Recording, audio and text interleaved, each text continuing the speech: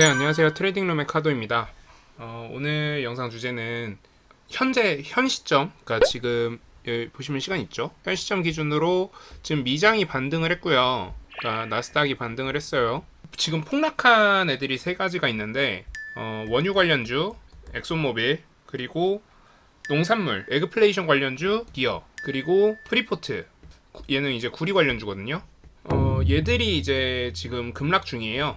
그러다 보니까 이제 바꿔 말하면 이제 물가 상승, 그러니까 인플레이션에 대한 관련주들, 원자재가 지금까지 상승했던 그 관련주들이 하락하고 있고, 결국 국내도 이런 종목들이 이제 하락할 수밖에 없다. 라는 얘기를 드린 거고요.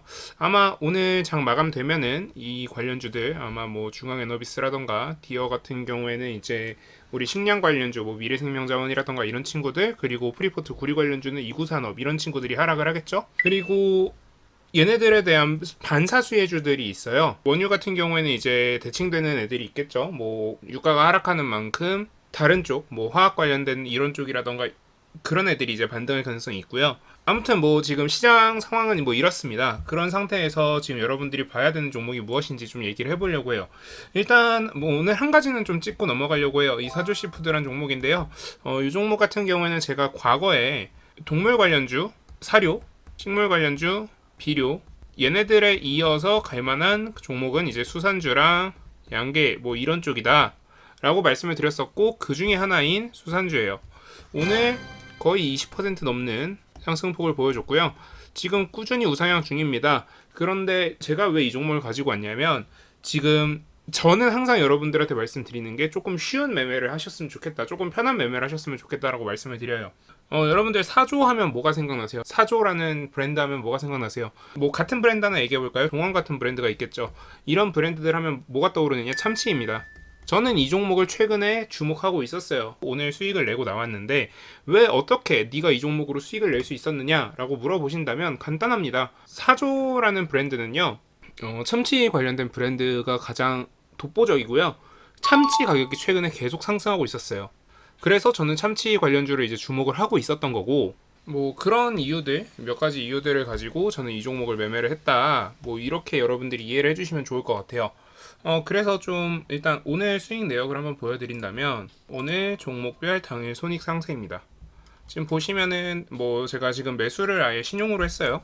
매수를 신용으로 했고, 그리고 매입가는 7,300원, 그리고 매도가는 7,890원부터 8,000원, 그리고 7,670원, 뭐 요렇게 지금 쪼개져 있고요.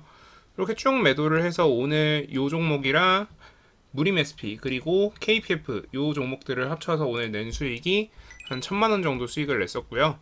자, 그러면 여기서 이제 두 가지 의문이 드실 거예요. 자, 일단 7,300원에 사서 네가 이 가격에 팔았으면은 왜 분할 매도를 했느냐. 자, 일단 참치 가격 상승폭에 비해서 그동안 참치 관련주들이 상승하지 않았다는 것을 알고 있고요. 그로 인해서 추가 상승폭이 가능성이 있었기 때문에 저는 이런 이유로 지금 참치 관련주를 좀 주의 깊게 보고 있었고, 그래서 이 종목에 대해서 수익을 낼 수 있었고요. 그리고 추가적으로 오늘 그 시장이 안 좋은 상태에서 수급이 몰리는 종목이 그렇게 흔치 않았어요. 그래서 수급이 몰릴 가능성 굉장히 높다라고 판단했고, 그로 인해서 매수를 들어갔다. 그리고 과감하게 매도했다. 이 정도로 이해해 주시면 될 것 같아요. 자, 그러면 뭐 KPF나 무림 SP 같은 경우에는 어떻게 수익을 냈느냐. 자, 무림 SP 같은 경우에는 제가 전부터 여러분들한테 말씀을 드렸어요. 무림 SP는 굉장히 좋은 종목이다 라고 말씀을 드렸었고, 그로 인해서 저는 지속적으로 매집을 해왔던 거고요. 그리고 그 중에 일부를 차익 실현한 거에 불과합니다. 그리고 오늘 좀 고점에 덜어낸 만큼 저점에 추가적인 매수를 통해서 수익을 좀 그런 식으로 좀 추가적으로 이제 벌어내는 그런 방법을 취했고요. KPF 같은 경우에는 오늘 당일 단타예요. 뭐 10만원밖에 못 벌긴 했는데, 사실 10만원이라는 돈은 적은 돈은 아니니까 뭐 이 정도 제가 오늘 수익을 냈다라고 이해를 해주시면 될 것 같습니다. 그럼 이제 오케이, 여기까지는 알겠어. 그러면 이제 다음에 무슨 종목을 볼 건데? 라고 물어보신다면 지금 제가 볼만한 것들은 그렇게 많지 않아요. 일단 첫 번째로 중국 봉쇄 관련된 종목인 뭐 한솔 로지스틱스 같은 경우에는 좀 볼만은 해요. 근데 문제가 뭐냐면, 이게 중국 봉쇄가 물류가 묶이는 거잖아요. 근데 여기서 지금 어디까지 지금 사람들이 보고 있냐면 수요 감소를 보고 있어요. 그러면 이제 리세션 이슈가 생기거든요. 이러면 얘도 또 안 좋아져요. 그렇기 때문에 단타적인 관점에서만 접근을 하셔야 될 것 같다라는 생각이 들고요. 자, 그리고 두 번째는 제가 저번 주에도 말씀드렸던 로봇 관련주인데 조금 재밌는 로봇이에요. 뭐냐면 UAM 관련주들을 좀 보고 있어요. 오늘 베셀이란 종목, 그러니까 UAM 관련된 베셀이란 종목이 시간의 상한가를 도달했습니다. 그렇기 때문에 내일 분명 이 종목은 시초에 뜰 거고요. 이 종목 같은 경우에 좀 괜찮을 거예요. 마찬가지로 오늘 시간 외 시장에 좀 많이 오른 종목이 네온테크라는 종목도 있어요. 네온테크 같은 경우도 시간에 거의 6% 이상 상승하면서 7,300원 정도의 호가를 만들어줬는데 이 종목 같은 경우에도 내일 좀 주목을 받을 가능성이 높아요.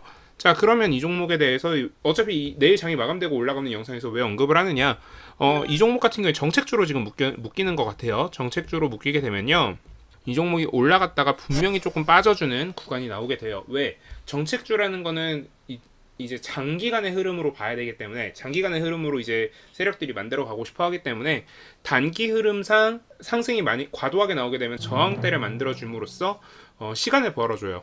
그렇기 때문에 얘가 이제 좀 눌려줄 때 그때 매수를 하게 되면 좀 수익을 낼 수 있기 때문에 제가 여러분들한테 이 종목에 대해서 말씀을 드린 거고요. 이 종목에서 이제 나아가서 이제 로봇주 쪽으로도 이제 수혜가 옮겨갈 수 있다. UAM 같은 경우에는 이제 하늘을 나는, 그러니까 공중 수송 이제 수단이기 때문에 관련해서 그 이후에 이제 로봇 쪽으로 좀 수급이 옮겨 붙을 수 있다 정도로만 이해를 해두시면은 여러분들 매매에 좀 도움이 되실 거예요. 그리고 좀 추가적으로 본다면요, 제가 좀 추가적으로 생각을 하고 있는 거는 이제 건설주 쪽을 좀 보고 있어요. 동신건설 같은 경우에도 동신건설 같은 경우는 이제 이재명 테마주죠. 이재명 테마주이기도 하고, 그리고 건설 관련된 종목이에요. 지금 건설 쪽을 왜 보고 있느냐? 자, 일단 윤석열 정부 들어서면서 아마도 건설 쪽 재건축이라던가 이런 건설 쪽 붐을 일으킬 가능성이 높고요. 그리고 추가적으로 한 가지 좀 더 주목해 보셔야 되는 거는 이제 시장이 좀 하락할 거란 말이죠. 시장에 있는 돈이 이제 빠져나갈 거예요. 그렇게 되면은 당연히 신규 주택 가격도 폭락하게 되고요. 그렇게 되면 이제 경기가 점점 안 좋아져요. 그런데 이럴 때 정부에서 관심을 가지면서 키우게 되는 게 뭐냐면요, 그러니까 좀 일종의 뉴딜 정책 비슷한 거죠. 그러니까 뭐 부동산 가치가 추가적으로 하락하는 거를 재건축을 통해서 이제 좀 어느 정도 상쇄를 시키는 거죠. 왜냐면 새로 이제 건물을 허물고 새로 짓는 과정에서 시간이 벌어지니까요. 그러니까 좀 재건축 쪽 경기가 좀 붙을 수도 있겠다라는 판단이 들면서 저는 건설주도 좀 주목을 하고 있고요. 지금 건설주 쪽에서 대장은 이제 뭐 일성건설이라던가 동신건설 같은 종목들을 이제 볼 수 있을 것 같은데 분명히 지금 민주당 쪽이 이번 선거에서 그렇게 유리해 보이진 않아요. 그렇기 때문에 이재명 조기 등판설 혹은 이재명이 뭐 어떤 역할론을 가지고 나올 가능성이 높은데 이재명 전 경기도지사가 어떤 역할을 가지고 당권에 복귀를 하거나 아니면은 뭐 액션을 취한다라고 하면은 아마 이쪽 종목들, 동신건설이라던가 이런 이재명 관련주들도 주목을 받을 거니까 멀티테마로 엮일 수 있는 동신건설 같은 경우는 조금 주목을 해두실 필요가 있을 것 같아요. 그런데 바꿔 말하면 사실 그 리스크도 있거든요. 이재명 쪽이랑 엮여있다는 리스크도 있기 때문에 좀 여러분들은 좀 고민을 해보셔야 될 것 같습니다. 만약에 조기 등판 가능성이 높아 보인다라고 여러분들이 판단이 되신다거나 뭐 관련된 좀 호재가 있을 거라고 판단하신다면 동신건설 같은 경우 매수해볼 만할 것 같고요.